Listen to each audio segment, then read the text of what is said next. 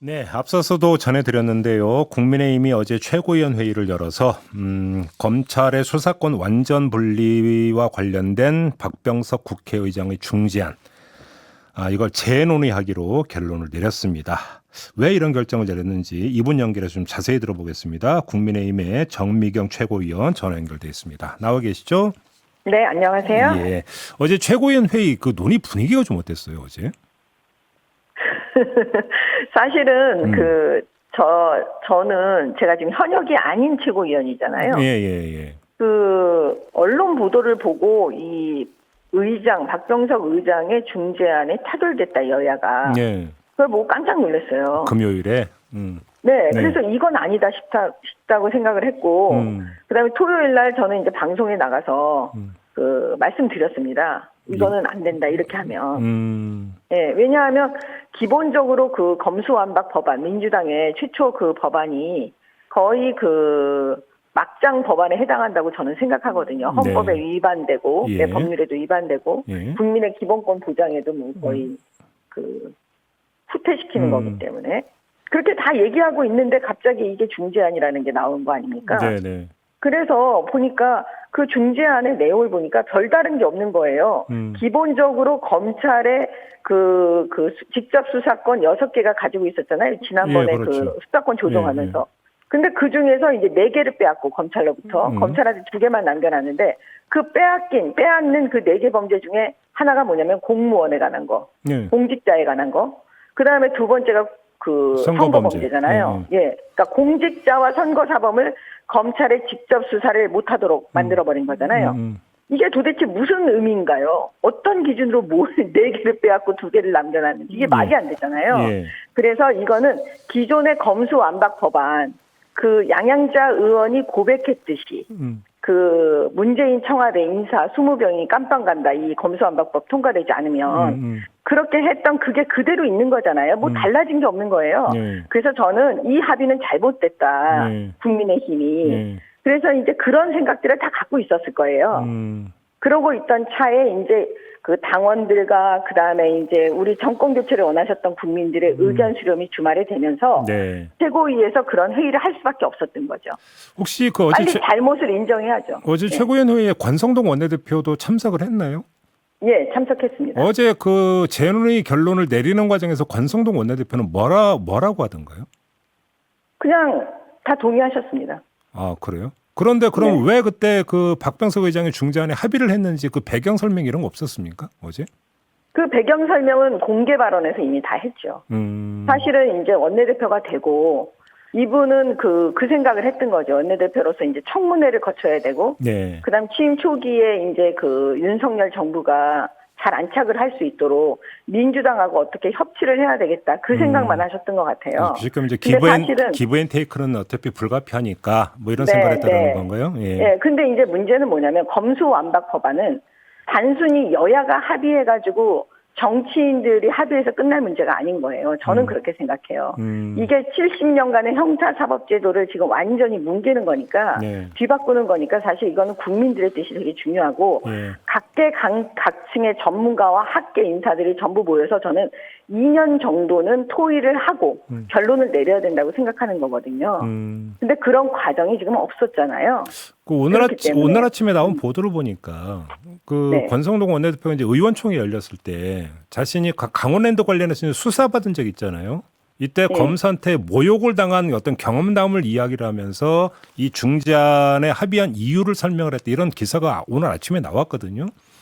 그럼 이런 개인적인 동기도 좀 일정하게 작용을 했다고 봐야 되는 건가요? 글쎄요, 그거는 뭐 정확하게 확인을 안 해봐서 잘 모르겠지만, 어떤 의도로 이게 얘기가 됐는지 모르겠지만, 그런 거는 만약에 그렇게 말씀을 하셨으면 그건 좀 실수했다고 저는 생각이 들어요. 어떤 점에서 실수라고 보시는 거예요? 왜 개인적인 동기를 여기다 갖다 붙이느냐? 개인적인 동기와 사감이 거기 들어가. 무슨 말이냐면 지금 민주당도 양양자 의원이 다 고백을 했잖아요. 본인들 지금 민주당이 이걸 주장하시는 분들은 다 본인들이 수사 대상이었거나, 그다음에 재판 대상인 사람들이잖아요. 그러니까 그들이 지금 이 수사에서 좀 피해가고 싶은 사람들인 거예요. 네. 그리고 20명 정도가 지금 뭐 깜빵 가야 되는데 뭐 그거 막아야 된다 뭐 이러고 하니까 개인적인 거잖아요. 그것도. 똑같은 거예요. 그러니까 그런 부분에서 개인적인 거, 정치인들의 그 부패 정치인, 부패 권력자를 보호하기 위해서 검수완박 법안을 통과시키려 한다라는 건 우리 국민들에게는 도저히 용납이 안 되고 저항이 심해질 수밖에 없죠. 알겠습니다. 이제 문제는 아무튼 최고위원 회의에서 이제 재논의하기로 결론을 봤지만 네. 민주당이 재논의에 응하지 않을 거라는 건 삼척동새도 아는 일 아니겠습니까? 그럼 어떻게 할 것인지 혹시 논의가 있었습니까? 민주당은 그냥 하라고 하세요. 우리가 뭘 어떻게 하겠어요. 의석수가 없는데. 그들이 지금 네. 거의 폭력적으로 저는 입법부가 폭력적으로 나오고 있다고 다수당이 폭력적으로 나오고 있다고 생각하고 있거든요. 네. 그걸 어떻게 막겠어요. 국민들의 저항권 말고는 안 되는 거예요. 근데 우리 국민들의 저항이 엄청 저는 세실 거라고 봐요. 여론전밖에 없다 이런 말씀이시네요. 네, 저는 국민들이 이 대목에선 저항해 주셔야 된다고 생각해요. 왜냐 헌법 정치를 파괴하는 저 입법부의 다수당은 민주당은 저는 심판받아야 된다고 생각하거든요. 필리버스터 이런 것도 혹시 그러면 안 할 계획입니까 혹시? 필리버스터는 해야죠. 문제는 뭐냐면 실효성이 없다는 데 문제가 있는 거죠. 그래요? 왜냐하면 민주당이 그것조차도 막고 있잖아요. 예. 그것도 정말 이상한 거죠. 아니 필리버스터의 원래 취지를 본인들이 다 지금 깨고 있어요. 네. 토의를 충분히 해야 된다는 건 기본적으로 국회 정신 아니겠습니까?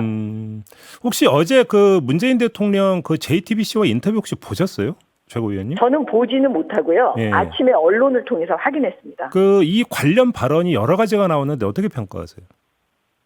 저는 솔직히 말씀드리면 그걸 읽으면서 제가 문재인 대통령께 드리고 싶은 말씀을 본인 스스로 독백하시는 것 같았어요. 어떤 대목이 그렇게 그러니까 읽으셨어요?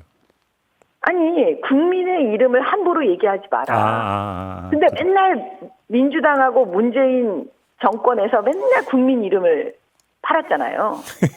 그다음에 정의를 몇몇 사람이 독점하지 마라. 그거 진짜 얘기하고 싶어요. 조국 전 장관에 대해서 조국 수호, 예? 조국 수호 집회 열고 조국 네. 수호대 만들고 네. 이걸 보고 우리 국민들께서 거의 질리신 거거든요. 그러니까 사실 이런 부분을 문재인 대통령한테 제가 해드리고 싶은데 본인이 그 얘기를 하시니까 지금 독백하고 계시는구나 그런 생각을 했죠.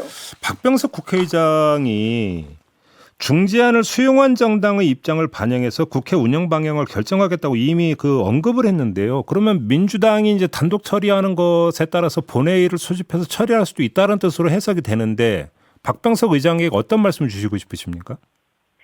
박병석 의장님은요, 예. 참 꾀가 많으신 것 같아요. 왜 그러냐면 왜요? 보세요. 네. 이게 지금 중재안 나오기 전까지 제가 방송에 나가서 이제 사적인 만남을 이제 가질 수가 있잖아요. 민주당 쪽 분들하고. 네, 그렇죠. 그분들이 다 뭐라 그러셨냐면 우리 망했다 그랬어요. 민주당 망했다고. 왜냐하면 지금 바닥의 흐름이 여론의 흐름이 이 검수완박 법안에 대해서 국민의 저항이 심하다는 걸 그들이 느낀 거예요. 그러니까 중재안 나오기 전에. 예. 그랬는데 그거를 그러면 그 정도면 박병석 의장은 이대로 검수완박 법안을 본인이 상정 못했을 거예요. 그다음에 민주당 그 안에서도 분열이 일어났을 거예요. 예.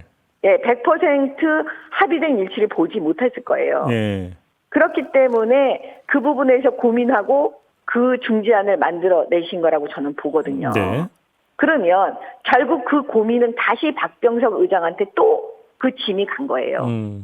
그 짐에 대해서 본인이 어떻게 해결할지 국민들이 다 보고 계시기 때문에. 예. 왜냐하면 국민의힘은 그래도 빨리 잘못을 인정한 거예요. 국민을 안중에도 두지 않고 한 이 합의안에 대해서 네. 빨리 잘못을 인정한 거죠. 왜? 이 검수완박 법안에 대해서 민주당과 같이 공범으로 갈 수는 없는 거예요.